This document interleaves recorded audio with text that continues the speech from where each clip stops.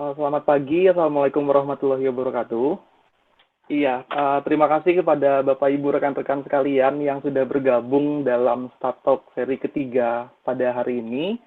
Semoga kita semua dalam keadaan sehat dan tetap jaga jarak, tetap di rumah aja kalau nggak ada keperluan, dan tentunya tetap semangat untuk terus belajar melalui sesi-sesi online yang dapat kita ikuti. Dan salah satunya adalah sesi Start Talk ketiga pada hari ini yang diselenggarakan oleh IPB University bekerja sama dengan Himpropaska Sarjana Statistika dan Gamma Sigma Beta Institut Pertanian Bogor. Dan di Start Talk seri ketiga ini kami mengusung tema berkaitan dengan credit risk modeling di dunia perbankan.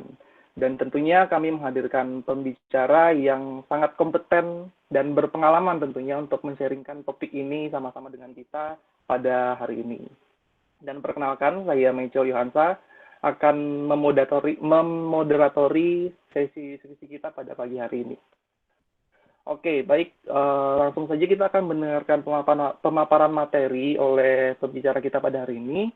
Namun sebelumnya saya juga akan membacakan CV singkat dari pembicara kita pada hari ini. Jadi, seperti yang saya sampaikan tadi, topik kita pada hari ini adalah credit risk modeling di dunia perbankan yang akan di-sharingkan oleh pembicara kita, yaitu Mas Afan, SSI MSI, dengan tempat tanggal lahirnya itu di Jakarta 11 September 1990. Asalnya itu dari Jawa Timur, tepatnya di Jember. Kemudian untuk domisili saat ini yaitu di Kebonjeruk, Jakarta Barat. Kemudian untuk riwayat pendidikannya, untuk pendidikan S1-nya itu menempuh pendidikan di jurusan Matematika Universitas Jember, yaitu di tahun 2009 sampai 2019. Kemudian untuk studi S2-nya itu mengambil program Magister Statistika di IPB tahun 2015 sampai 2017. Kemudian untuk pengalaman terakhir itu, yang pertama menjadi statistician modeler di Bank Mandiri, yaitu tahun 2017 sampai saat ini. Kemudian yang kedua menjadi konsultan statistik lembaga survei PRC, yaitu dari tahun 2019 sampai saat ini. Baik, langsung saja kita akan mendengarkan pemaparan materi berkaitan dengan topik kita pada hari ini. Sekali lagi itu tentang credit risk modeling dalam dunia perbankan. Untuk Mas Afan, sudah siap, Mas? Halo, siap. Oke, baik. Kita akan sama-sama mendengarkan. Kepada Mas Afan, saya persilakan, Pak. Ya, selamat pagi semuanya. Assalamualaikum warahmatullahi wabarakatuh. Waalaikumsalam warahmatullahi wabarakatuh. Ya, pertama terima kasih banyak atas kesempatan yang diberikan. Yang kedua, saya masih sungkan sebenarnya, karena banyak banget yang lebih senior dari saya yang terjun di dunia praktis ya, di dunia praktisi sebagai seorang modeler, statistisian atau apa-apa. Tapi ya udah, kita sharing bareng-bareng dan saya pengen ngalir aja sebenarnya. Jadi ada beberapa item yang pengen di beberapa slide kita pengen diskusi gitu ya. Pengen gitu aja, nggak harus satu arah. Jadi saya bahas pada kesempatan pagi kali ini, saya bahas tentang credit risk modeling. Apa sih credit risk modeling gitu? Jadi dalam dunia perbankan itu sebenarnya ada dua pekerjaan untuk seorang statistician. Ada yang sebagai seorang data analis, sebagai analis lah. Yang kedua adalah sebagai statistician modeler. Nah, statistician modeler itu murni dia itu, kalau saya bahasanya itu pemrograman, sintaks bahasanya, pemrograman, bikin coding, bikin dashboard, dan lain-lain. Jadi bikin sebuah persamaan, bikin sebuah equation, murni itu. Kalau analis itu murni hanya membaca data, membaca output, analisa, dan lain-lain. Kalau dalam dunia perbankan. Nah, parahnya adalah yang perlu kita sayangkan, data analis itu banyak tidak diisi oleh orang-orang statistik, tapi banyak diisi oleh orang-orang ekonomi ataupun bisnis yang basic statistiknya dikit, gitu, tidak terlalu banyak. Nah, ini yang perlu sangat disayangkan. Gitu.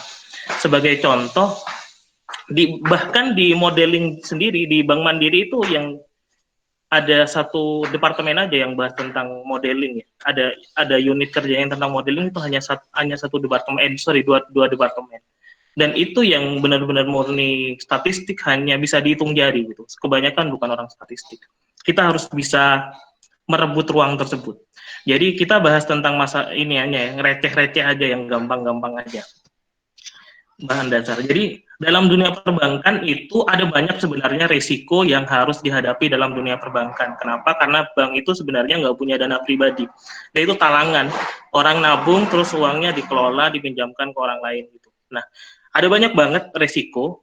Mungkin saya sebutkan beberapa aja, karena kalau terlalu banyak pusing. Ada risiko operasional, itu biasanya dihandle oleh tim IT, biasanya human error system. Ada risiko strategi, itu biasanya oleh unit bisnis yang pengen bisnisnya berkembang. Ada risiko pasar, ini biasanya karena inflasi, karena bunga, karena krisis dan lain-lain lah. Dan yang paling besar dalam dunia perbankan itu pastinya adalah risiko kredit. Risiko kredit itu apa? Adalah risiko ketika seandainya kita memberikan pinjaman kepada seseorang, tapi orang tersebut tidak mampu bayar.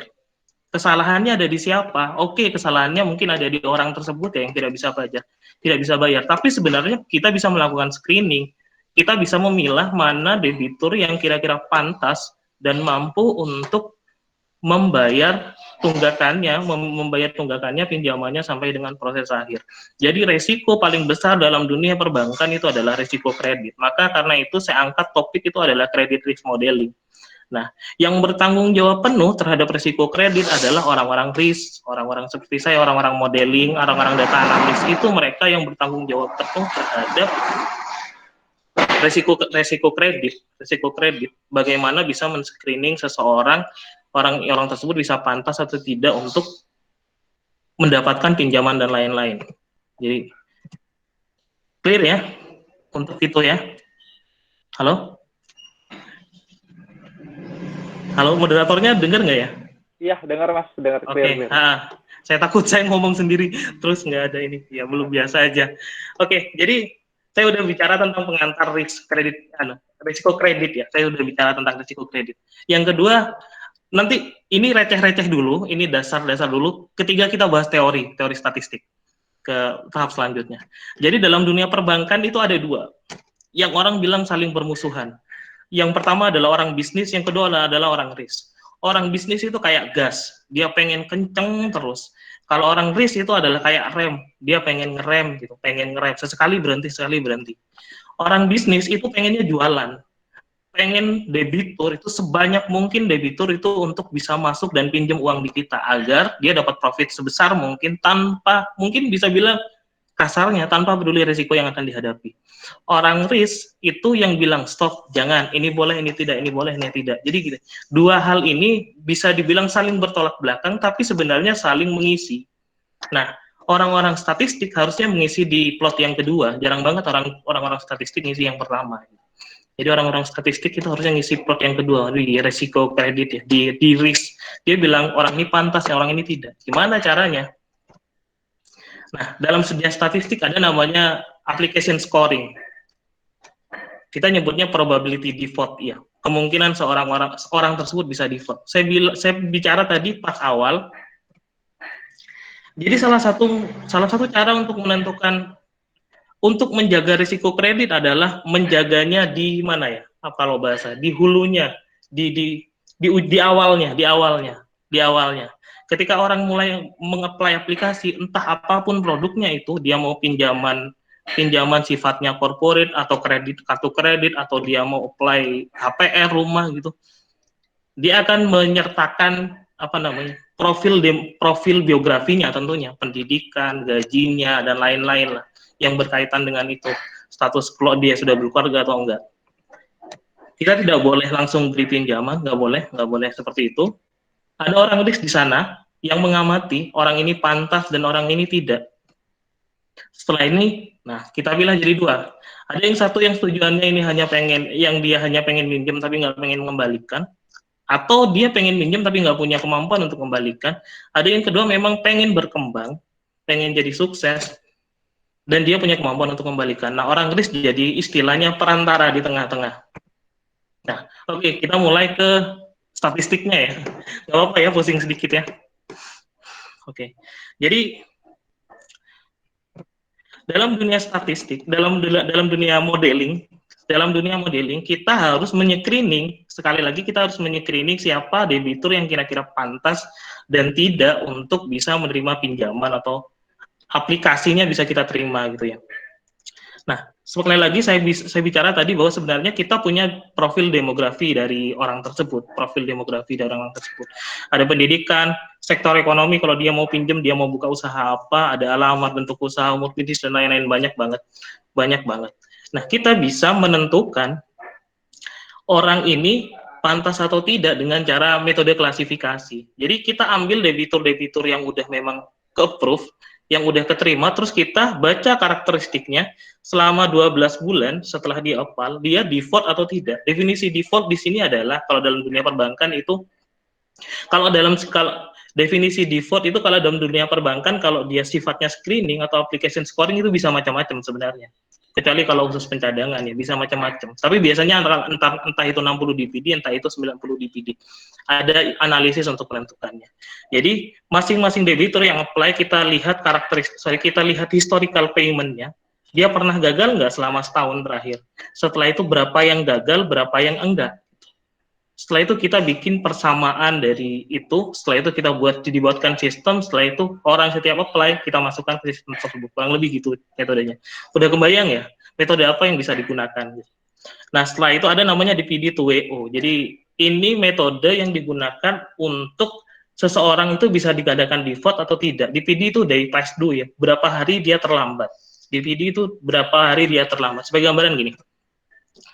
Nah, ini adalah plot bagaimana seseorang, biru itu menggambarkan, jadi yang ini adalah dia grafik sumbu Y itu menggambarkan DPD, menggambarkan berapa hari orang itu terlambat. 0 hari, 30 hari, 60 hari, 90 hari, 120 hari, dan 180 hari. Nah, setelah itu di bawah biru itu menggambarkan dia yang bisa jadi WO, dan merah itu kebalikannya. Nah, kita bisa lihat di sini ketika orang yang kita bisa analisa di sini. WO itu artinya write off. Jadi orang yang seandainya dia gagal, terus kalau kamu minjem di bank, kalau kamu WO-nya default-nya kelamaan, default terus, akhirnya kamu hutangmu dihapus sama bank, itu namanya WO. Jadi kita melakukan analisa, kira-kira di DPD berapa sih orang itu di WO gitu. Jadi kita amati 12 bulan pertama, setelah itu kita amati 12 bulan berikutnya dia WO atau tidak. Ternyata yang DPD di 12 bulan pertama itu 0 DPD, dia hanya 1,6% yang default, yang di WO. Setelah itu yang 30 DPD dia jadi 3,5%, setelah itu yang 60 DPD dia jadi 10,5%. Nah, dalam karakteristik ini kita tentukan misal yang benar-benar dia menggambarkan default itu adalah 90 DPD. Dan yang good 30 DPD dan 0 DPD. Jadi definisi Y-nya itu tidak sembarangan, benar-benar harus menggunakan analisa.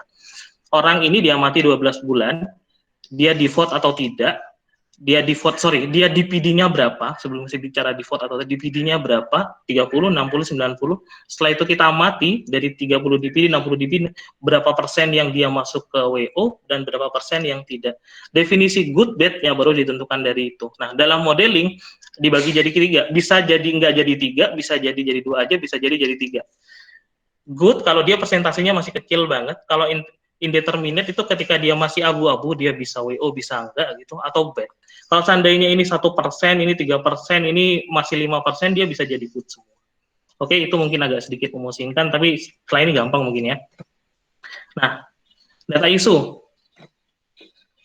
Dalam dunia perbankan, nyari nasabah default itu dikit, persentasenya tuh pasti dikit, nggak banyak gitu. Kenapa? Kalau dunia perbankan, kalau yang default bisa sampai 10% gitu, itu udah kolek perbankannya, udah kolek banget. Makanya ada kasus di mana terjadi kayak gini, bahwa dari, ini sampel ya, ini benar-benar sampel, dari 515.000 nasabah atau debitur, itu hanya 15.000 yang dia yang default. Sedangkan yang nggak default ada 500.000. Jadi ini kalau secara di persentase itu 97%. 3% yang default. Nah, kasusnya apa namanya kalau gini? Class imbalance. Benar nggak? Dan mungkin kalian tahu gimana cara mengatasi class imbalance? Apa yang akibat kalau seandainya tidak diatasi dari class imbalance? Mungkin ada yang tahu, nggak apa-apa, dinyaut aja mungkin.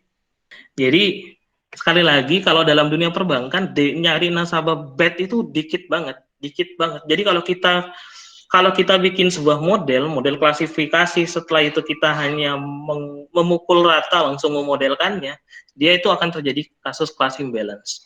Class imbalance itu apa? Kemungkinan apa yang akan terjadi sih kalau kita seandainya kita paksakan bikin modeling dari hal ini? Spesifisitasnya rendah. Pernah belajar ini, spesifisitas, akurasi, sensitivitas gitu. Jadi spesifisitas itu adalah kemampuan untuk memprediksi nasabah bad dari akumulasi bad yang terjadi. Jadi sederhananya apa? False negatif ya. False negatifnya itu gede. Jadi kalau seandainya model terlalu banyak nasabah good-nya, model terlalu banyak data good-nya, dia akan cenderung memprediksi good. Cenderung memprediksi good kalau seandainya bad dan good-nya tidak terlalu berimbang, cenderung. Nah, dalam dunia perbankan itu risiko yang sangat besar. Sangat berisiko, sangat berdosa kalau aku bilang, untuk memprediksi orang yang harusnya bad jadi good daripada memprediksi good jadi bad. Gitu. Maka lebih baik memprediksi orang good jadi bad, jadi kita lebih lebih konservatif agar lebih aman daripada memprediksi nasabah bad jadi good. Nah, maka karena itu hal seperti ini harus diatasi. Nah, begini-begini ini kan kita pelajari di kampus. Metode untuk menanganinya, pernah ada yang tahu bootstrap, jackknife, smoothie, undersampling dan oversampling. Nah, ini metode yang selama ini kita gunakan untuk membuat data itu seolah-olah seimbang ya antara good dan bad. Jadi bisa gunakan salah satunya. Nah, yang common sebenarnya yang digunakan di dunia perbankan itu adalah undersampling sebenarnya. Gimana sih? Nah, gini.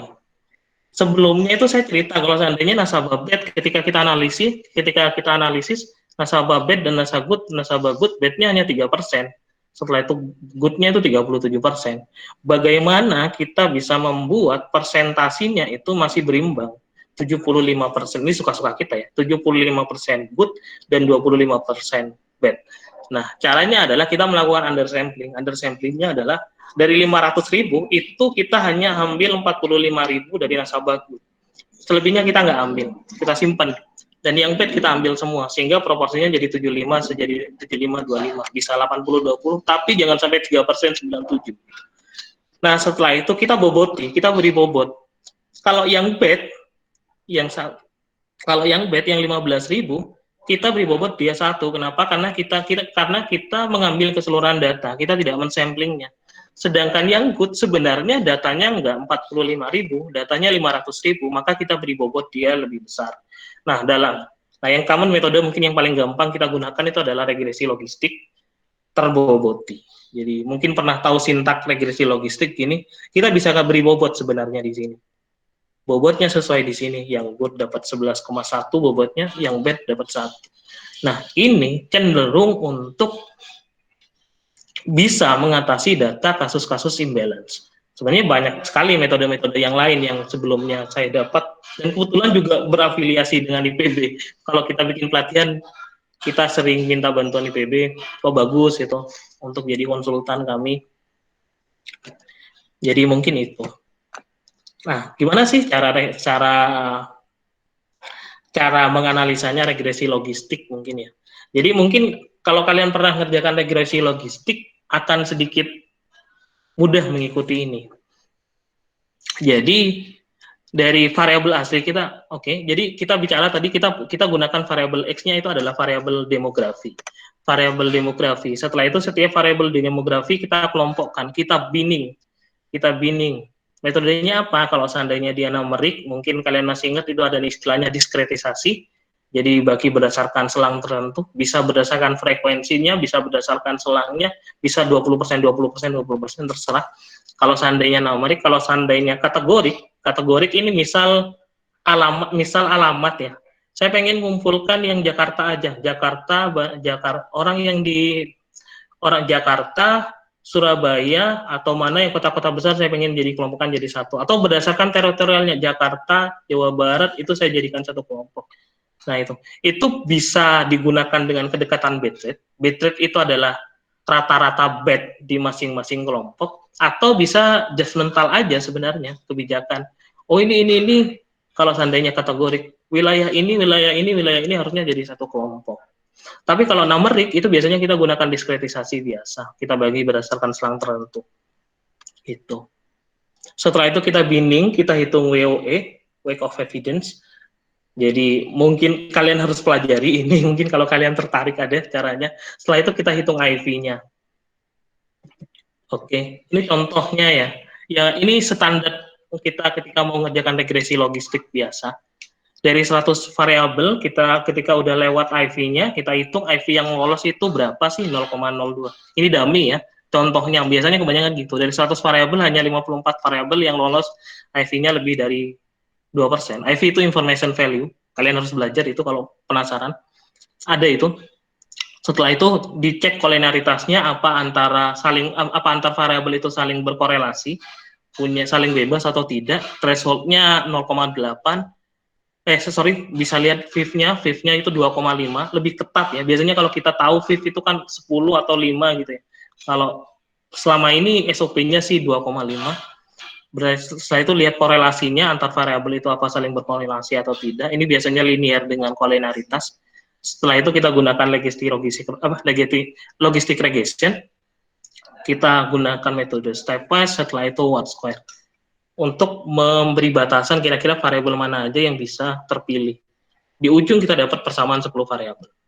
Oke. Nah, biasanya itu untuk sekali pengerjaan untuk data development. Kita akan mengujinya untuk beberapa data.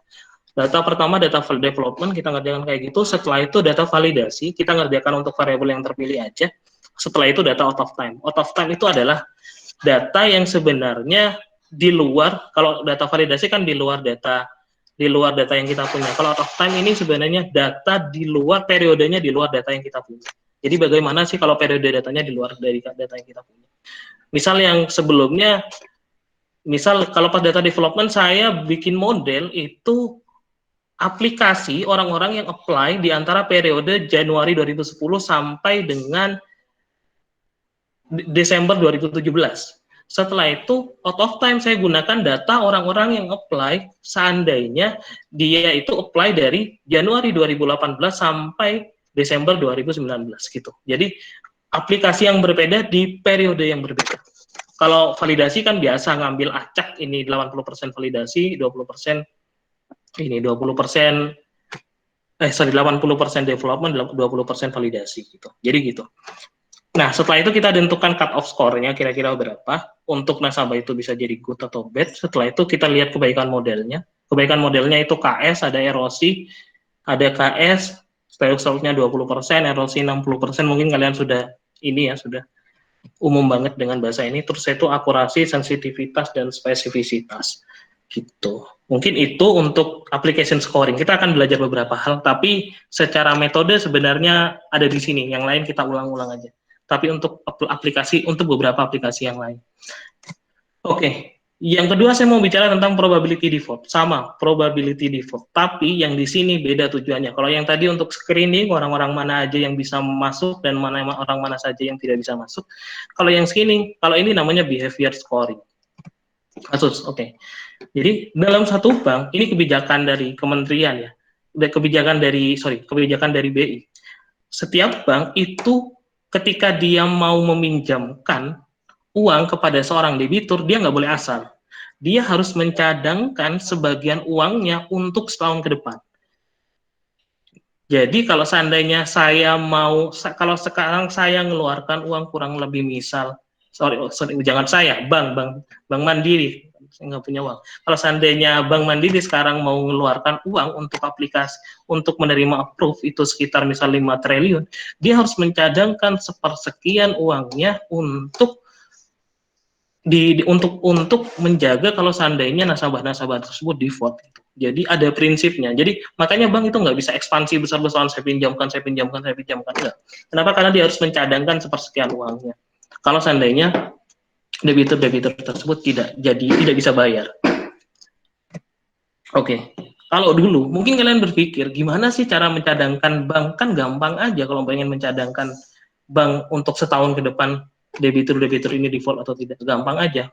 Caranya mungkin metode 1 by historical ya.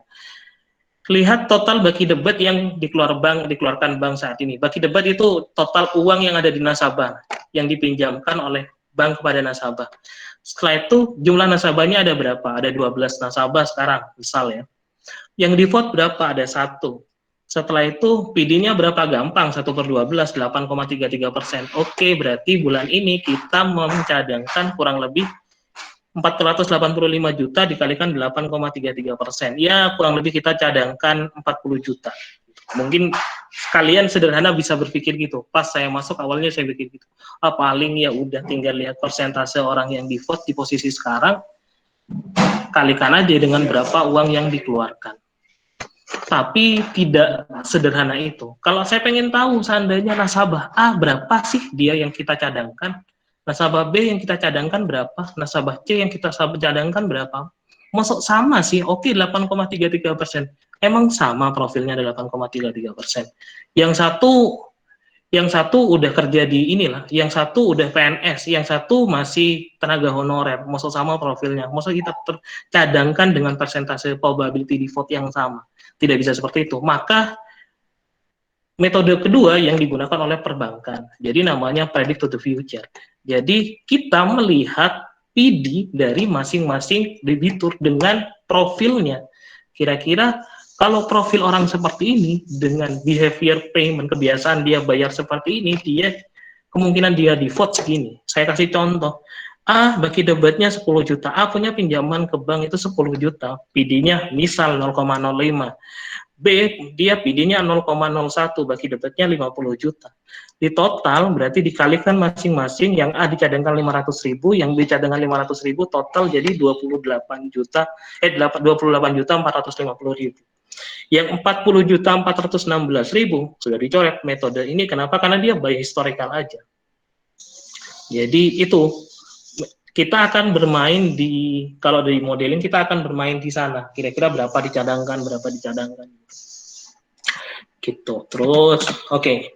Sama, ini PD juga, tapi beda. Kalau yang tadi PD namanya tujuannya untuk application scoring ya. Application scoring itu untuk menganalisa, untuk memilah mana yang pantas dan mana yang tidak. Kalau ini benar-benar untuk memprediksi kalau kemungkinan dia default di tahun depan gimana sih, berapa sih uang yang akan dicadangkan, beda tujuan. Tapi konsepnya sama. Metodenya sama, masih regresi logistik. Kalau tadi, kok nggak muncul ya? Ya, kalau tadi jadi gini, kalau tadi kan data X yang kita gunakan itu adalah murni data demografi ya, data pertama kali di apply, apa sih profilnya gitu. Nah sekarang kita, karena dia udah jadi nasabah nih, kita bisa lihat behavior atau pola dari pembayarannya. Berapa kali, jadi kita analisa selama 12 bulan itu berapa kali dia default. Dia pernah default enggak sih? Default itu kalau beda, kalau dengan yang tadi kita harus analisa, kalau yang ini kita nggak usah analisa. Kalau default di kata BI itu 90 hari kamu nggak bayar, 90 hari kamu nggak bayar di perbankan, itu berarti udah default. Jadi ini kita analisa selama 12 bulan dia pernah default enggak? Payment-nya gimana? Payment-nya, terus bagi debatnya terhadap limit utilisasinya gimana? Bagi debat utilisasinya gimana? Berapa kali dia default, berapa hari dia default, maksimum berapa hari yang default, banyak banget variabel yang bisa kita gunakan. Harusnya di sini bisa muncul performance variable ya, atau behavior variabelnya, tapi kayaknya saya lupa ngopi. Setelah itu kita prediksi, ketika kita prediksi 12 bulannya, ketika kita prediksi 12 bulan ke depannya dia default atau tidak. Gitu. Kita lihat dari observasinya, oh ternyata untuk behavior variable di sini ini yang kayak gini nih, orang yang maksimum defaultnya selama 12 bulan dia 60 DPD, dia cenderung default di tahun depan. Gitu. Orang yang kebiasaan paymentnya segini nih, total paymentnya segini nih, dia cenderung default di tahun depan. Orang yang utilisasinya segini nih, dia cenderung default di tahun depan. Kurang lebih gitu. Jadi datanya sekarang bisa bisa gunakan data behavior paymentnya atau performance-nya, kalau aku lebih nyebutnya performance, dan bisa juga menggunakan data demografi. Kalau tadi murni demografi karena kita belum punya behavior payment-nya. Sama ini untuk menentukan default dan tidak, tapi sebenarnya ini lebih untuk menentukan indeterminate, ada indeterminate atau tidak sih? Ada variabel yang masih abu-abu nggak sih? DPD yang masih abu-abu nggak sih? Karena kalau bed-nya ini 90 DPD kalau pencadangannya. Kalau baiknya pasti 90 DPD. Kalau seandainya ini dia masih kecil banget, 60 DPD dia masih kecil banget, masih 3-4%, berarti sebenarnya dia bisa masuk kategori good. Tapi kalau dia udah abu-abu, dia masuk ke indeterminate, dan kita keluarkan dari model untuk memperkuat predictive power dari model yang kita punya. Oke, sama dengan tadi, variabel asli, kita metodenya disamain aja biar gampang. Jadi variabel asli kita binning, kita hitung WOE-nya, kita hitung IV-nya, kita tes collinearity-nya, kita tes korelasinya, kita logistik, kita hitung persamaan logistik regresinya. Kita bikin, nah ini perbedaannya, kita bikin pooling PD, kita tentukan PD predicted-nya. Kalau tadi kan dapat skornya kita di cut off, mana good, mana bad. Kalau ini enggak, kita bisa dapat nilai PD-nya untuk masing-masing profil kan. Setelah itu kita pooling, kita binning, kita bagi jadi selang tertentu. Jadi selang tertentu kita tentukan PD predicted-nya dari masing-masing selang, kita bandingkan dengan observasi PD-nya atau aktual PD-nya. Contohnya gini. Jadi kita udah dapat nilai PD nih masing-masing untuk masing-masing debitur. Ternyata kita bagi menjelaskan selang tertentu untuk berapa ini? Untuk PD rank 0,0012 kurang dari 0,12 predicted PD-nya, atau ini sebenarnya rata-rata PD yang dihasilkan itu hanya 0,22%. Setelah itu kita bagi kelompok kedua itu untuk debitur yang 0,0023 predicted-nya itu 0,58%. Setelah itu dan seterusnya. Dan kita bandingkan dengan observasi PD-nya. Nah, dalam dunia perbankan ada namanya template, itu Bayesian scaling. Bayesian scaling kalau seandainya predicted PD-nya segini, setelah itu kaliber PD-nya jadi berapa sih gitu. Nah, ini nggak usah dipelajari, ini ada template-nya, tinggal kita masukkan masing-masing debitur kira-kira berapa nih PD predicted-nya. Jadi sederhananya begitu, kita dapat nilai PD-nya, kita bagi dia berdasarkan pooling tertentu, kita tentukan PD predicted-nya atau rata-rata PD yang dihasilkan, kita bandingkan dengan observasi PD-nya, atau berapa orang sih yang benar-benar default di masing-masing binning tersebut. Setelah itu kita plot, oh ternyata dekat atau ternyata jauh. Kalau jauh berarti kita harus kaji model. Gitu. Kita gunakan untuk beberapa variabel. Kita gunakan untuk beberapa data sama seperti yang aku lakukan, yang aku jelaskan tadi, development, validasi, dan out of time. Nah, kalau uji kebaikan modelnya KS, erosi, PSI, KS-nya sama, erosinya sama, ada PSI, PSI, PSI-nya itu 25%. Ini berbeda ya, ini nggak ada di data scoring, application scoring karena beda tujuan. Terus kita plot predicted, antar predicted-nya kita plot predicted dengan aktualnya. Kita plot antar predicted-nya, gimana sih predicted di data development, gimana predicted di data validasi, gimana predicted di data out of time, dia stabil atau tidak, kira-kira dia stabil atau tidak, atau berbeda signifikan atau tidak, atau gimana gitu. Nah, kita plot juga di plot predicted dengan aktualnya. Kita lihat KS erosinya dia stabil nggak sih di data validasi development dengan out of time. Erosinya juga stabil atau enggak. Yang stabil itu malah lebih bagus. Gitu. Terakhir, loss given default. Oke, kita sudah bicara tadi. Ternyata kalau kita mau mencadangkan uang di perbankan itu gampang. Kita tinggal melihat probability default atau PD yang dihasilkan dari masing-masing debitur dikalikan dengan bagi debit yang dia pinjam, gitu, gampang. Tapi nggak sederhana itu. Di bank itu punya namanya tim kolektif yang melakukan recovery atau nagihin lah, dan kolektor yang nagihin orang-orang yang tidak bisa memenuhi kewajibannya kepada debitur default. Gitu. Jadi tidak perlu dicadangkan seluruh bagi debitnya, seluruh pinjamannya nggak perlu dicadangkan. Prediksi bagi debit yang tidak bisa terrecover oleh bank. Poinnya di sana. Prediksi persentase bagi debit yang tidak bisa terrecover dalam dunia perbankan.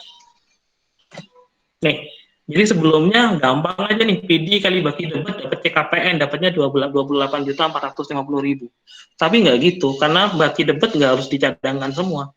Karena dalam dunia perbankan ada namanya tim kolektif, dia yang bisa merecover sih berapa uang yang bisa balik lagi ke bank. Makanya PD, nah ada persentase LGD LGD dikalikan bagi debit, amount LGD ada LGD dikalikan bagi debit, berarti hanya PD dikalikan amount LGD, dapatlah CKPN gitu. Jadi kita diberi tugas dan tanggung jawab untuk memprediksi berapa sih yang bisa terrecover atau terpungut, terambil dari nasabah-nasabah dengan profil tertentu gitu. Lebih berat lagi memang. Oke, ini. Jadi gimana caranya? Caranya gimana sih? Caranya gimana? Gampang caranya. Pertama, kita lihat pertama kali dia default kapan. Jadi kita tracking dari masing-masing nasabah, defaultnya dia kapan. Defaultnya dia kapan. Setelah itu kita tracking historical 12 bulan sebelum dia default itu bagaimana.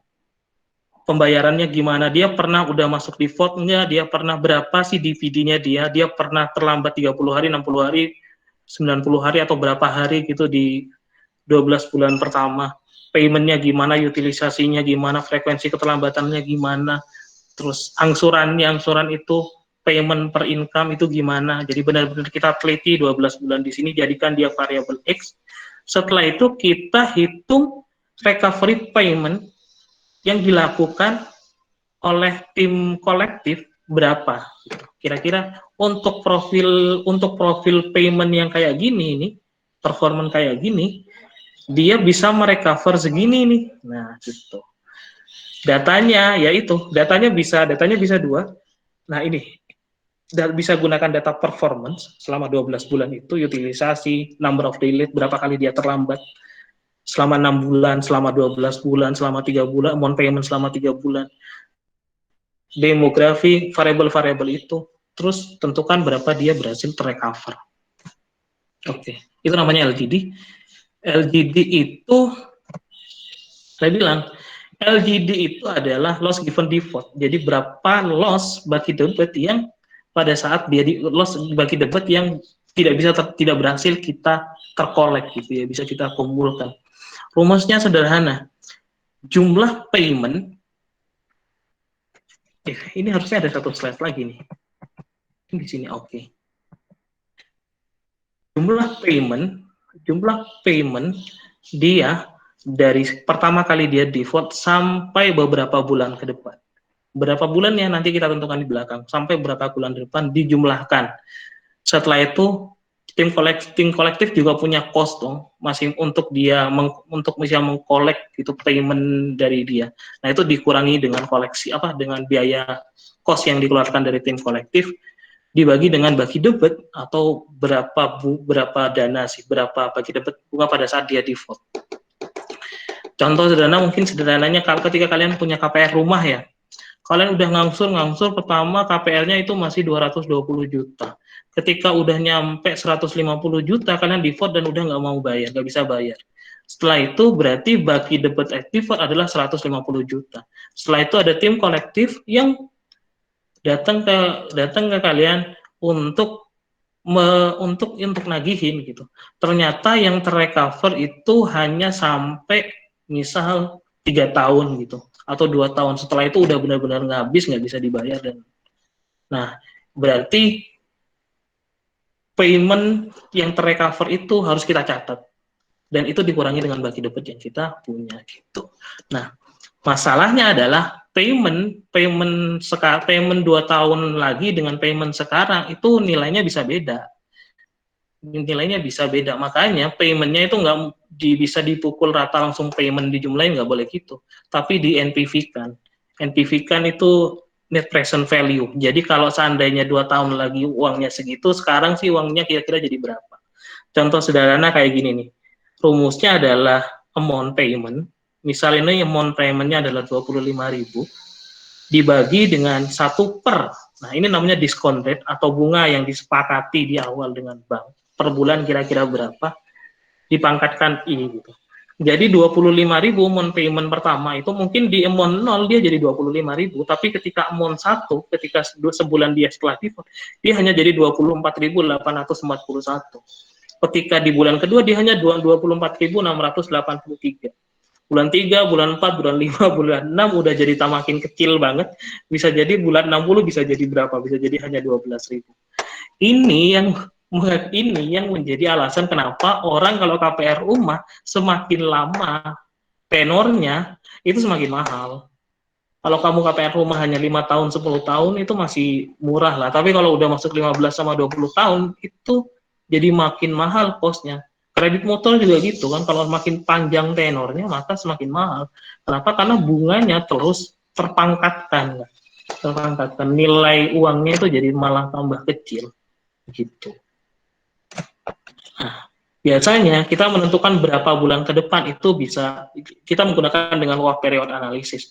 Kita lihat, kita jumlahkan orang-orang, kita samakan nih, kita orang-orang kan bisa defaultnya, ada yang satu defaultnya di Januari 2013, ada yang defaultnya di Februari 2014, ada yang gimana itu gimana. Nah, kita jadi sama ratakan sejajar kiri gitu. Default pertama, terus setelah itu bulan selanjutnya adalah bulan kedua default, bulan ketiga default, bulan keempat default. Terus kita jumlahin payment yang ada di bulan pertama default. Kita lihat, kita jumlahin, ternyata dia mulai matur atau mulai matang itu ketika 48 bulan. Ketika udah diakumulasi ya, jadi diakumulasi kita lihat 48 bulan, 49 udah mulai nggak ada tambahan lagi sebenarnya. Udah jarang orang yang bisa berhasil terkolek ketika MOB bulannya setelah default itu 49 bulan. Nah, kalau 48 bulan itu berarti berapa? 4 tahun ya. Jadi kalau ada orang default, tim kolektif itu hanya berhasil mengkolek uangnya atau merecovernya itu rata-rata hanya 4 tahun setelah dia default. Setelah 4 tahun itu orangnya hilang kemana, musnah atau gimana, atau hilang atau gimana, atau memang udah benar-benar bangkrut gitu. Maka kita berdasarkan data ini kita gunakan historical payment-nya itu berdasarkan 4 tahun gitu atau 48 bulan. Itu yang kita jumlahkan. Itu yang kita jumlahkan, ini berarti 1 sampai 48. Kita hitung itu namanya recovery rate. LGD adalah 1 minus recovery rate. Recovery rate itu jadi jumlahkan payment-nya semua, dibagi-bagi debitnya, dapatlah persentase. LGD adalah 1 minus recovery rate. Itu adalah persentase bagi debit yang tidak berhasil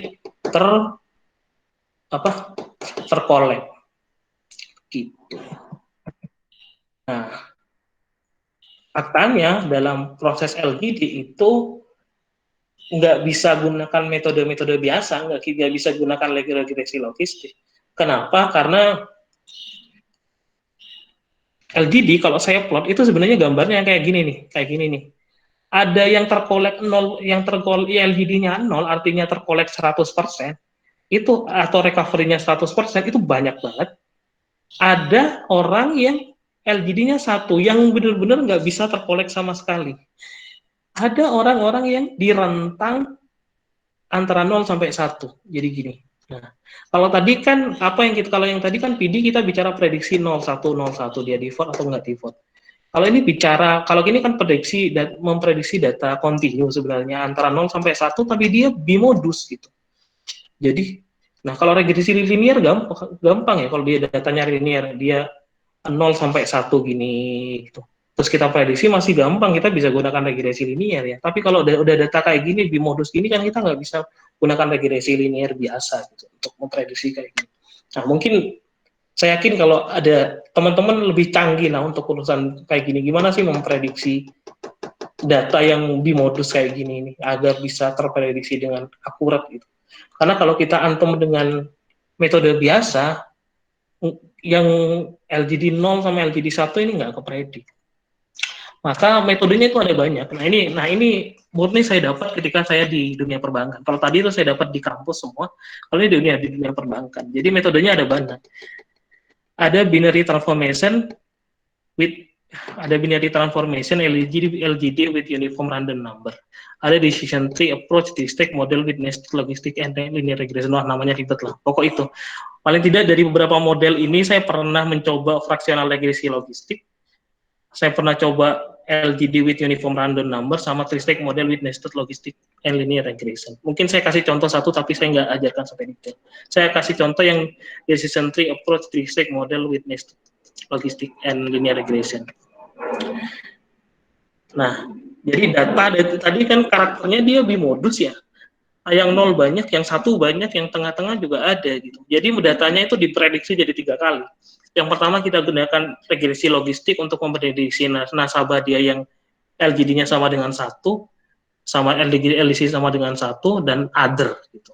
Yes or no gitu. Yang LGD sama dengan 1 on other.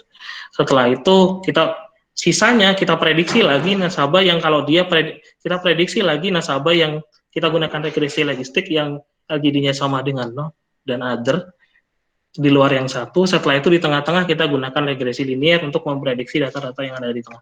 Jadi kita gunakan 3 kali model, 2 kali model logistik, 1 kali model regresi linear untuk memprediksi LGD. Nah, luar biasa betapa rumitnya. Pertamanya jadi gini, jadi kita gunakan regresi logistik untuk memprediksi CCF sama dengan 1, kita gunakan regresi logistik untuk memprediksi, ini LGD, ini LGD, CCF, salah. Kita gunakan regresi logistik untuk memprediksi LGD sama dengan 1, kita berikan regresi logistik untuk memprediksi LGD sama dengan 0, kita menggunakan regresi linear untuk memprediksi di tengah-tengah. Dan persamaannya jadi kayak gini. Gitu. Oke.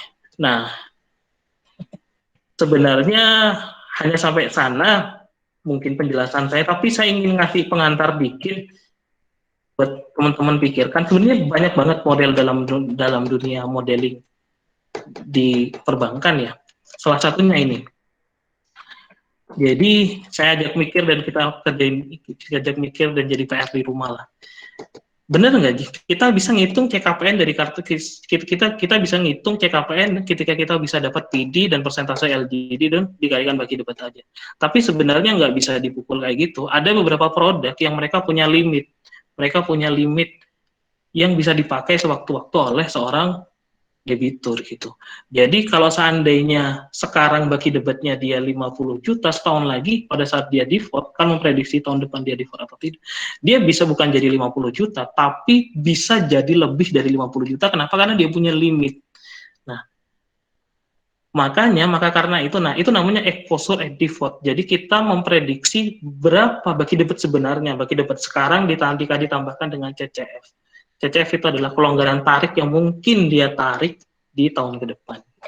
Jadi nggak bisa pakai bagi debat aja. Tapi kita harus memprediksi exposure-nya.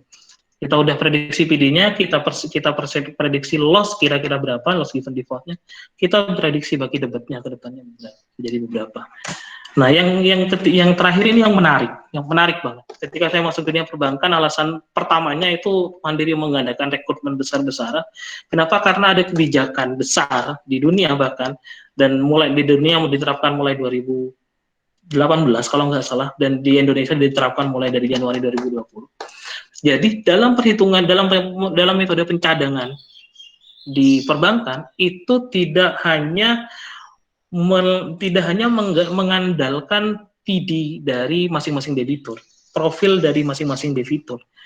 Bagaimana jika PD masing-masing debitur itu tidak hanya dipengaruhi oleh faktor internal atau profil dari debitur, gaji mereka, pekerjaan mereka, atau kemampuan performance-nya selama 12 bulan. Tapi ada faktor eksternal, misal kondisi makroekonomi, krisis, misal inflasi atau apalah yang kedepannya yang nggak bisa kita tebak. Maka pemerintah atau bukan bank dunia itu ingin memasukkan unsur makroekonomi, ya kebayang ribetnya, makroekonomi dalam perhitungan PD dari masing-masing debitur. Kalau kondisi makroekonomi seperti ini, masing-masing debitur profilnya kayak gini, jadi PD-nya orang-orang jadi kayak gitu. Jadi ada makroekonomi, ada exposure at default, tapi nggak usah saya jelaskan, waktunya nggak ada mungkin ya. Nah, ini jadi secara garis besar credit risk modeling itu kurang lebih bicara tentang aplikasi atau screening awal orang-orang yang pantas dan tidak untuk bisa jadi debitur. Yang kedua, kita menghitung pencadangannya bisa dari PD, LGD, dan exposure at default. Dan yang terakhir adalah penambahan makroekonomi di dalamnya gitu. Gimana sih biar bisa kebayang rutinitas kerjanya gimana sih di sana kalau dibandingin, kok serasa kayak kuliah ya gitu, serasa kayak serasa kayak tesis ya. Kita ngerjain model, setelah itu kita ngerjain model, bikin persamaan, setelah itu bener-bener kayak menikmati, nggak nikmati bener-bener juga sih. Biasanya timeline dalam modeling ya. Biasanya dalam modeling timeline-nya itu tergantung tingkat kerumitannya. Tapi secara umum rata-rata itu pengerjaannya itu 2 bulan. 1 bulan pertama itu 1, 2, 3, 4 itu cleansing data. cleansing data. Jadi bagaimana saya bilang kan tadi ceritain orang default itu bisa macam-macam nih, bisa posisi Januari, Februari, bagaimana dia mensejajarkannya. Terus setelah itu menyusun variabel X-nya, menyusun variabel Y-nya, untuk meneliti dia default atau enggak, untuk membaca historical dia default atau enggak selama 12 bulan, itu kan sebenarnya cleansing data. Kita nggak ada data dia dalam satu Y dia 0, dia 1, enggak. Kita benar-benar harus lihat historicalnya, kita bikin Y-nya. Untuk masing X-nya kita harus create juga. Nah, itu namanya tahap cleansing data. Nah, itu bisa makan waktu paling lama dalam dunia modeling. Itu bisa makan waktu sampai 1 bulan. 50% bahkan 60% dari data waktu yang kita punya. Nah, sisanya ketika kita udah dapat X dan Y-nya, paling kita hanya diberi waktu 3 minggu untuk bikin modelnya. Kita bicara regresi logistik apa dan lain-lain, itu kita diberi hanya waktu hanya 3 minggu, dan seminggu terakhir biasanya kita diberi waktu untuk bikin report lah kalau kita bikin tesisnya gitu. Jadi kurang lebih kita punya hanya waktu untuk modeling. Nah, bisa kebayang tuh kalau kita tesis itu kan bisa 6 bulan ya, atau bahkan mungkin setahun ya. Nah, kita diberi waktu 2 bulan dengan tingkat kerumitannya pasti lebih jauh untuk menyelesaikan satu model. Nah, sisanya ada tim validasi, itu udah beda lagi dengan kita. Mereka memvalidasi biasanya 3 minggu. Selama tim validasi memvalidasi, kita biasanya juga bikin model yang lain gitu. Jadi benar-benar padat banget jadwalnya begitu. Mungkin itu aja sih sebenarnya dari saya. Selebihnya silakan kalau ada pertanyaan. Baik, terima kasih banyak Mas Alvan untuk pemaparan materi yang sangat menarik ya saya pikir. Jadi di balik pengajuan aplikasi kredit gitu ya, ternyata ada statistisi yang bekerja mulai dari screening kemudian sampai dengan menentukan LGD-nya. Ada proses yang sedemikian panjang yang mana itu dibutuhkan tenaga statistisi yang benar-benar berkutat di bidangnya gitu. Baik, untuk teman-teman masih ditunggu untuk pertanyaan ya. Jika ada pertanyaan boleh dituliskan di kolom chat atau bisa izin untuk bertanya secara langsung. Kemudian untuk saat ini udah ada 2 pertanyaan nih Mas yang masuk ke kita. Pertama dari Mas Novan Adi Nugroho. Mungkin Mas Novan boleh mau bertanya secara langsung pada Mas Alvan?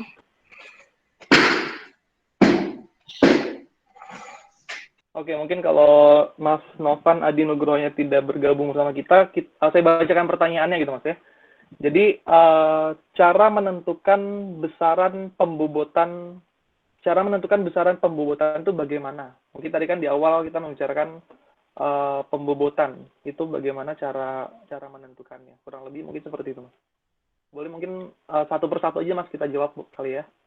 Oke, jadi datanya begini. Jadi gini, pertama kan jadi tujuannya dulu lah. Pembobotan itu tujuannya agar datanya dari imbalance jadi balance, pastinya itu.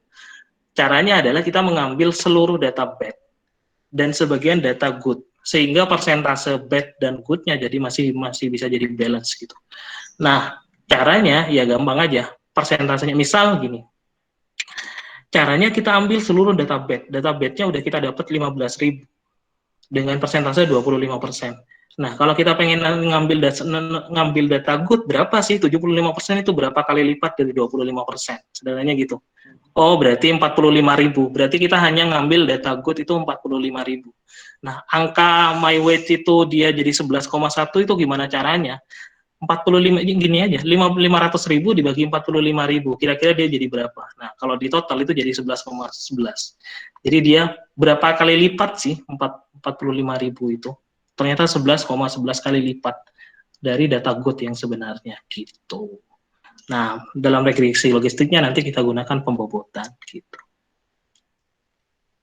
Oke, untuk Mas Novan sebagai penanya, kira-kira ada yang mau didiskusikan lebih lanjut?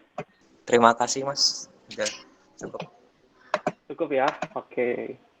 Baik, kalau gitu kita lanjut ke pertanyaan selanjutnya, karena ini ada beberapa pertanyaan yang sudah masuk ke kami dari Ahmad Rizali Fikriansyah. Untuk Mas Ahmad Rizali, mungkin boleh mengaktifkan mikrofonnya untuk menanyakan secara langsung. Jadi pertanyaan yang kedua itu berkaitan dengan apakah untuk cara-cara yang dijelaskan tadi itu sudah baku atau tiap banknya itu memiliki prosedur-prosedur yang berbeda, Mas? Mungkin untuk secara umum dari prosedur yang dijelaskan tadi, apakah itu adalah prosedur yang baku atau tiap bank memiliki prosedur yang berbeda? Boleh, Mas Alvan. Oke. Jadi kita bicara ini, jadi bagian mana dulu nih? Kalau bagian definisi default gitu, kalau bagian definisi default sama kalau urusan pencadangan itu sebagian besar itu udah, jadi gini, kita bicara metode sama bicara definisi. Kalau definisi itu sebagian besar udah baku. Kalau metode kita bisa explore apa aja metodenya. Ini saya kasih contoh regresi logistik aja, tapi sebenarnya sekarang udah bergerak kemana-mana itu. Kita udah bicara tentang machine learning gitu di dalam modelnya. Jadi kalau metodenya bisa macam-macam. Nggak saya ceritain tadi undersampling, oversampling, terus regresi logistik terboboti, terus tristic, itu nggak gitu. Bisa macam-macam metode-metode yang lain. Kalau kita masuk terus kita punya kemampuan, punya kompetensi untuk mengembangkan metodenya, sangat amat dibutuhkan ya, sangat amat dibutuhkan dan pasti sangat welcome banknya. Nah kalau bicara definisi, misal orang dikatakan bad untuk misalnya pencadangan itu udah baku. Dia itu 90 hari, kenapa? Karena itu kebijakan dari OJK. Kalau 90 hari orang itu dia harus didefinisikan bad gitu. Terus setelah itu analisis berapa pencadangan untuk berapa bulan ke depan, 12 bulan ke depan. Itu udah definisi dari OJK. Kamu harus mencadangkan untuk setahun ke depan dia kira-kira default atau tidak. Terus, nah beda kalau application scoring itu beda. Application scoring itu kalau orang jadi nasabah itu kan sebenarnya udah tanggung jawab bank dan udah tanggung jawab OJK dan OJK juga sebenarnya. Karena bank itu kan sebagian besar itu BUMN ya. Nah tapi kalau menycreeningnya itu masih tanggung jawab bank. Jadi kalau orang dikatakan default di proses application scoring itu bisa macam-macam. Bisa 60 DPD, bisa 30 DPD, bisa 90 DPD. Tergantung banknya, tergantung produknya. Screeningnya, maturity analisisnya bisa 12 bulan, bisa 16 bulan, bisa berapa bulan, tergantung. Jadi kalau screeningnya itu bisa macam-macam. Metodenya bisa macam-macam, tapi definisi untuk pencadangannya kebanyakan udah baku. Oke, berarti memang ada bagian-bagian seperti definisi dikatakan bad, good itu sudah ditentukan secara baku oleh OJK atau lembaga keuangan lainnya. Kemudian kalau berkaitan dengan metode atau proses screening itu tergantung produk ataupun tergantung dari banknya sendiri gitu, Mas ya? Iya, benar sekali. Oke, kurang lebih seperti itu, Mas Ahmad Rizali. Kira-kira apakah ada yang mau didiskusikan lebih lanjut? Oke, sudah cukup berarti ya. Berikutnya ada pertanyaan lagi dari Like Handayani. Pada Like Handayani mungkin boleh mengaktifkan mikrofon untuk menanyakan secara langsung, biar kita bisa lebih interaktif nih. Oke, ya. Kedengeran nggak ya saya ya? Kedengeran, silakan Mbak. Kedengeran. Ya, baik. Sebelumnya terima kasih banyak sama Mas Alvan ya, karena tadi selama pemaparan saya saya kayak baru tahu sekarang gitu, karena memang saya latar belakangnya bukan di perbankan ya. Terima kasih untuk itu, Mas. Di sini saya ada beberapa pertanyaan. Yang pertama, tadi terkait credit scoring dulu yang case pertama ya. Tadi kan Mas Alvan pakai metodenya yang undersampling. Kalau boleh tahu, tadi kan challenge-nya itu kan di specificity-nya kan Mas ya. Yang didapat dari undersampling itu di range berapa sih Mas kalau boleh tahu gitu. Itu yang pertama. Terus yang kedua yang terkait dari 3 model yang tadi kan mulai dari credit scoring, terus tadi predict behavior customer-nya yang tadi itu ada 3 kan. Nah, itu kalau misalnya once kita udah dapat modelnya, terus abis itu kan kita evaluasi ya, kita evaluasi, kita terapin ke data yang barunya. Itu kapan sih kita ngelakuin retraining model? Apakah misalnya kita evaluasi sebulan ini, oke, model kita masih bagus nih, akurasinya, specificity-nya, sensitivity-nya masih bagus, masih tetap pakai model itu. Kapan kita menentukan bahwa oke, kayaknya model kita udah nggak pas lagi nih, udah tidak sesuai dengan yang real time yang sekarang gitu. Apakah kita perlu retrain model lagi gitu? Itu kapan penentuannya? Itu yang kedua. Terus yang ketiga, saya tertarik banget sih Mas sama yang tadi penambahan faktor makroekonomi. Tapi sebenarnya pertanyaannya adalah mungkin boleh di-share kalau misalnya ada waktunya untuk gimana caranya mengincludekan makroekonomi ke dalam ketiga model tadi, atau selain faktor makroekonomi, faktor-faktor lain kayak misalnya yang si customer ini apply dia belum kerja sekarang, atau mungkin sekarang dia lagi di masa transisi gitu, dia mau masuk ke company yang lain tapi yang udah putus sama yang company sebelumnya. Itu dikonsider nggak sih faktor-faktor seperti itu? Itu sih, Mas. Makasih sebelumnya. Baik, terima kasih Mbak Lika Handayani untuk pertanyaannya. Ada 3 pertanyaan sekaligus ya. Mungkin Mas Afan boleh kita sama-sama langsung diskusikan. Mungkin mikrofonnya boleh kembali diaktifkan kali Mas ya, karena bisa ini kelihatan mati. Oke, iya. Halo. Jadi saya sebenarnya ya pertanyaan pertama saya belum terlalu paham sih sebenarnya rentang dapat berapa, tapi nanti kita bahas belakangan aja. Saya menarik dengan 2 pertanyaan selanjutnya itu retraining. Jadi gini, dalam dunia perbankan itu ada tim lagi namanya tim validator ya, tim validator. Tapi nggak banyak bank yang punya tim validator ya. Tim validator itu tujuannya adalah memvalidasi model. Jadi gini, ketika kita bikin model, ada orang yang memvalidasi model kita udah benar atau tidak. Biasanya dari internal itu ada, kebanyakan nggak ada, hanya Mandiri yang ada. Mungkin bank lain ada yang nggak, ada yang tidak. Dan ada yang dari pihak eksternal, itu biasanya dari vendor gitu, yang memvalidasi model kita atau benar atau tidak. Nah, tim validasi itu tugasnya adalah memaintain kira-kira model ini, dia itu bikin sebuah engine meneran untuk melihat akurasi dari setiap model yang kita bikin. Kira-kira akurasinya masih berapa nih, KS-nya berapa, erosinya berapa. Dia tiap 3 bulan kalau nggak salah mereka selalu ngeran dan mereka melihat akurasinya gimana. Nah, kalau udah mulai turun, itu biasanya mulai untuk direkomendasikan untuk dibikin model baru. Jadi biasanya ada memo dari validasi model ini udah mulai turun nih, coba backtest gitu. Oh ya udah turun, development lagi aja gitu. Nah, tapi ada threshold tertentu, model itu bisa dikatakan harus diganti. Kalau nggak salah itu 5 tahun.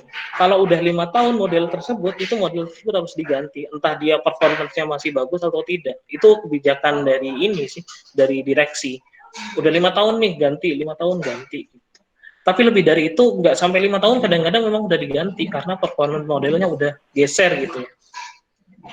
Yang ketiga ini makroekonomi. Nah ini menarik. Saya pengen jelasin ini tapi jadi sebagian besar orang udah bicara ini, gitu. Dalam dunia modeling itu udah bagian besar udah bicara ini. Tapi saya nggak bisa bicara ini kalau kita belum tahu tentang prinsip dasar dalam dunia perbankan, LGD dan lain-lain. Jadi saya bicara sekilas saja sebenarnya. Bagaimana cara memprediksi, bagaimana cara mengincludekan faktor ekonomi terhadap probability default dari masing-masing debitur yang kita punya. Gitu. Sederhananya adalah kita mengambil beberapa atau banyak variabel makroekonomi seperti GDP, inflasi, pemasaran atau apalah banyak banget itu bisa jumlahnya bahkan bisa sampai lebih dari ratusan lah, 130-an atau lebih. Setelah itu kita bikin regresi linier dengan PD yang kita punya, tapi PD yang kita punya itu per posisi. PD, jadi observasinya itu per posisi, per portofolio. Jadi istilahnya rata-rata PD, bad rate-nya. Rata-rata PD untuk kredit card itu, misal gini, posisi sekarang, Juli 2019, kredit card itu bad rate-nya atau PD-nya itu berkisar antara 3,5%. Jadi ada 3,5% nasabah yang default, 3,5% nasabah yang default dibandingkan dengan keseluruhan. Jadi observasinya itu time series ya, data.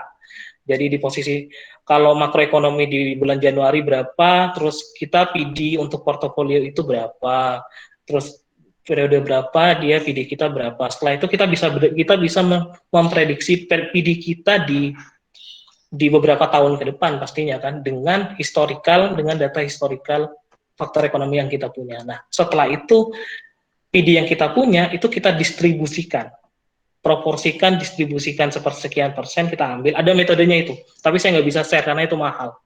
itu dapat dari vendor untuk didistribusikan kepada PD yang kita punya. Jadi kalau yang tadi saya cerita, ini masih share screen ya. Jadi ada orang yang PD-nya itu 5%. Kalau udah kena makroekonomi, ternyata dia bisa jadi 6%, bisa jadi 7%, bisa jadi 8%. Kalau makroekonomi tahun depan memburuk. Ada yang PD-nya itu sekarang 5%, tapi ke depannya PD-nya jadi 4%. Kenapa? Karena prediksi tahun depan faktor makroekonominya akan membaik gitu. Nah, saya lupa. Jadi ada variabel makroekonomi kita bukan yang nyari, tapi ada tim lagi namanya tim OCE yang sudah saya cerita tadi yang menjaga resiko pasar ya. Dia itu punya variabel makroekonomi banyak banget, terus dia prediksi makroekonominya untuk beberapa tahun ke depan. Jadi sebenarnya X-nya kita punya nih, X-nya kita punya, tinggal kita prediksi PD-nya yang kita ada untuk beberapa tahun ke depan di level portofolio kira-kira berapa. Nah itu didistribusikan. Jadi kita murni untuk modelingnya, prediksi makroekonominya ada tim lain. Itu dan yang pertama saya nggak terlalu ngerti gimana ya. Pertanyaannya range berapa under sampling? Ini Mas, maksudnya yang didapatkan dari, kalau boleh di-share sih, tingkat akurasi atau spesifitinya yang didapatkan berapa sih Mas untuk yang sekarang gitu, yang model pertama tadi yang credit scoring itu? Gitu. Nah ini bisa beda-beda banget karena saya ngerjakan itu bukan hanya untuk satu produk ya, itu bisa banyak banget. Tapi rata-rata itu 70 sampai 80% erosi. 70-80% erosi atau bahkan ada yang sampai 90% erosi gitu. Jadi nggak ada yang pernah di bawah 70% erosi gitu. Jadi kebaikan model itu kan bisa erosi, Gini atau KS ya. Gitu. Rata-rata 780 lah, 780. Itu. Oke, Mas Afan. Thank you. Oke. Makasih banyak, luar biasa. Oke, terima kasih Mbak Lika Handayani untuk pertanyaannya. Semoga menjawab dan bisa memberikan wawasan juga untuk teman-teman yang lain yang menyimak ya. Oke, berikutnya ada Katri Indar Praksita. Untuk ada satu pertanyaan. Boleh mungkin untuk Katri Indar Praksita boleh bergabung dengan kita dengan menyalakan mikrofonnya. Iya, halo, selamat siang. Dengar nggak? Oke, selamat siang. Kedengeran? Boleh Mbak, silakan. Ini sih terkait credit scoring model sih ya. Mas Afan mau nanya, kalau misalkan debitur yang default itu tuh ya udah stagnan aja kayak gitu tuh. Nah itu harus gimana ya? Apa kita harus tetap rekalibrasi model atau emang ya udah kita pakai model itu aja? Nah terus juga ada nggak sih ketentuan mutlak saat kita harus rekalibrasi ulang model tersebut, misal setahun harus sekali atau misal 2 tahun sekali, seperti itu. Terus juga kan tadi kan dibilang ya, kalau di Bank Mandiri itu kan ada divisi tersendiri untuk yang monitoring ya, kalau nggak salah. Nah, monitoring model. Kalau misalkan di bank lain tidak ada divisi tersebut, bagaimana sih cara kita monitoring model tersebut? Misal kita harus ngelihat nilai KS-nya harus berapa, apa seperti itu. Terima kasih. Sekali lagi sebenarnya pertanyaannya sama sih. Kapan sih model application scoring itu di-calibrate atau di-redevelop lah atau apalah istilahnya. Itu sebenarnya berdasarkan evaluasi dari tim validasi. Itu bisa berbagai macam. Jadi faktornya bisa banyak banget sebenarnya. Makanya kita bikin model 2 bulan, belum tentu model itu bisa bertahan, terutama untuk application scoring ya, bisa bertahan sampai setahun. Gitu. Kita bikin modelnya 2 bulan, tapi kenapa? Karena bisa berubah banget. Nah, kalau yang CKPN itu biasanya cenderung stabil, bisa tahunan. Nah, itu latar belakangnya bisa 2 faktor. Pertama, dari tim validasinya bilang ini udah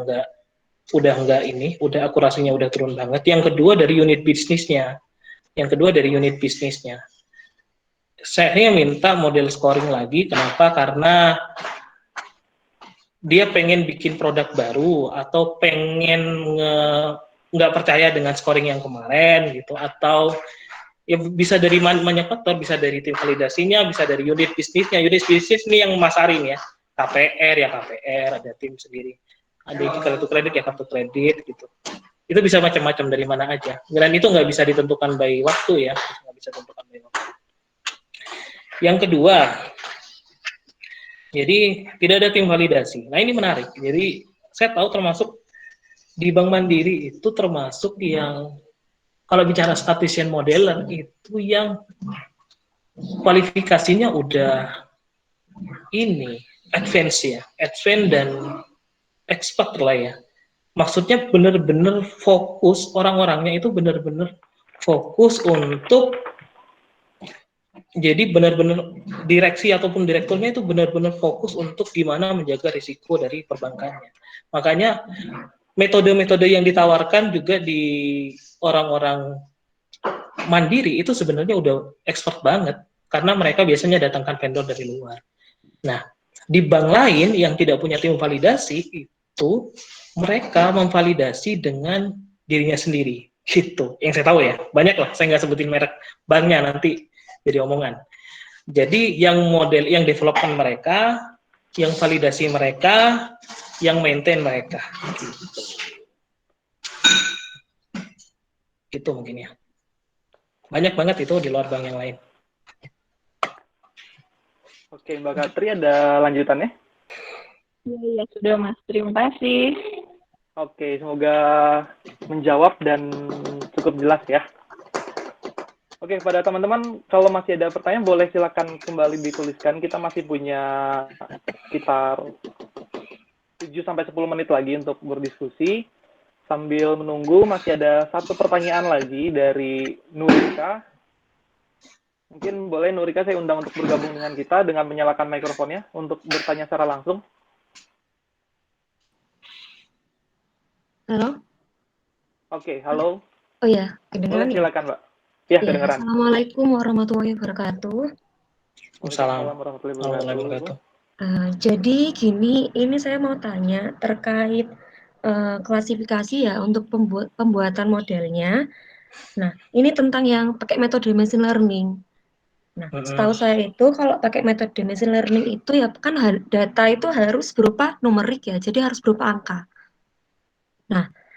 Nah, sedangkan tadi juga dijelaskan ya, ada untuk variabel-variabelnya itu bisa pakai misalnya yang usaha atau mungkin riwayat pinjaman. Nah, setahu saya kan kalau data yang seperti usaha atau riwayat pinjaman itu kan berupa kategori. Jadi kayak misalkan si debitur itu punya usaha A, B, C, D gitu kan. Nah, itu gimana untuk nilainya atau kayak penentuan skornya untuk dimasukkan ke machine learning tadi. Oke. Itu, Mas. Oke. Udah? Itu aja? Ya, sudah. Ya, sudah. Jadi ada istilahnya WOE. WOE itu Weighted of Evidence. WOE. Jadi yang kita gunakan itu bukan nilai aslinya, tapi apa ya, karakteristik tertentu di kelompok tersebut. Saya mungkin bisa share sesuatu ya. Saya share sesuatu.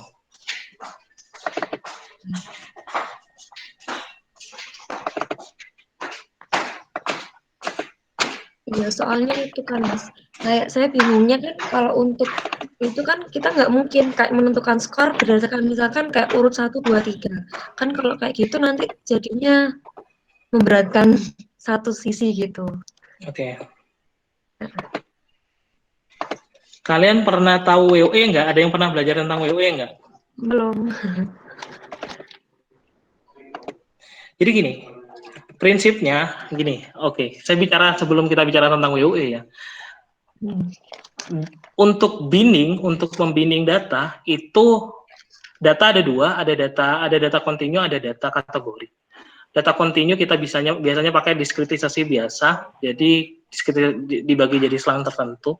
Nah, kalau data kategori itu biasanya bisa judgmental juga, bisa kebijakan karena ini dekat ini dikumpulin jadi satu, atau bisa dilihat dari kedekatan bitrate-nya.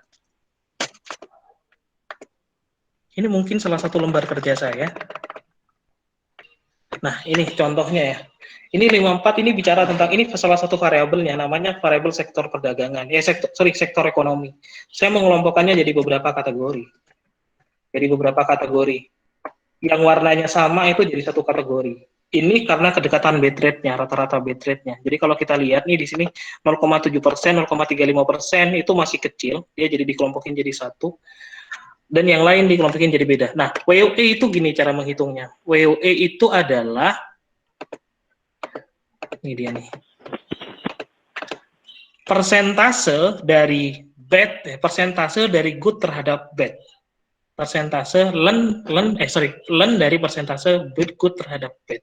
Jadi masing-masing. Jadi kita bisa hitung nih untuk kategori 1, misal daur ulang, listrik, pendidikan, penjualan motor itu satu kategori. Kita bisa hitung good-nya, kita hitung bad-nya, kita bisa hitung nilai WOE-nya. WOE itu menggambarkan karakteristik dia dalam menggambarkan default dan tidak default. Caranya apa? Dengan ln dari good per bad. Jadi kita tidak bisa menggunakan nilai dari variabel aslinya. Kita nggak bisa menggunakan nilai variabel aslinya. Kita bisa menggunakan nilai WOE-nya. Makanya itu dalam dunia modeling. Gitu. Jadi kita ngelompokin jadi satu nih. Terus kita lihat satu kriterianya kayak rata-rata, kayak median. Nah kalau kita lihatnya kayak WOE-nya. WOE itu persentase ln dari good terhadap bad. Nah, gitu. Nah, itu berlaku untuk semua. Mungkin kamu harus belajar tentang WOE ya. Aku juga dulu belajarnya pas udah masuk perbankan sih. Setelah itu, oh begini, kita nggak bisa gunakan variabel aslinya. Gitu. Halo, Oke, ya. apakah cukup jelas, Mbak Norika? Iya, berarti itu udah pakai nilai WOE itu nanti buat skornya gitu ya, Mas ya? Ya, sorry lupa terus. Iya, benar. Tapi itu buat X-nya. Buat X-nya. Iya, buat X-nya. Oh iya. Oke. Ya, makasih, Mas. Oke, terima kasih Mbak Norika. Mungkin itu sekaligus jadi pertanyaan penutup dari teman-teman ya. Tapi mungkin ada satu pertanyaan terakhir dari saya kali Mas ya. Kalau tadi kan kita bicara banyak tentang bagaimana teknis dalam modeling terkait topik kita pada hari ini. Tapi mungkin saya mau menanyakan berkaitan dengan ketika Mas Afan sendiri terjun pertama kali ke dunia perbankan ini, itu di awal itu apakah ada training atau pelatihan-pelatihan berkaitan dengan dunia perbankan itu sendiri, atau ketika pertama kali masuk ke dunia perbankan ini benar-benar langsung terjun mengerjakan berkaitan dengan application scoring dan seterusnya? Itu mungkin boleh sedikit di-sharingkan kepada kita, Mas. Sebenarnya ada trainingnya itu. Jadi proses trainingnya itu bisa berbulan-bulan, itu untuk basic. Jadi gini, kalau masuk mandiri itu ada dua jalur. Yang pertama jalur ODP, yang kedua jalur ODP risk. Itu fokus untuk orang-orang yang ODP risk. Bahkan sekarang ODP IT juga ada. ODP apa gitu juga ada, aku udah nggak ngikutin ya. Jadi orang-orang yang dikhususkan untuk jalur tertentu, mereka di training selama beberapa bulan untuk ketika terjun di dunia kerja udah firm ya, udah ngerti ini maksudnya ini. Tapi yang banyak digunakan ketika udah kerja ya begini-begini aja yang kita dapat di kampus gitu. Kalau yang lain mah udah lupa semua gitu. Oke, terima kasih banyak buat teman-teman yang lain yang apabila masih ada pertanyaan yang belum sempat tersampaikan pada sesi kita pada hari ini, mungkin boleh ditanyakan di luar sesi.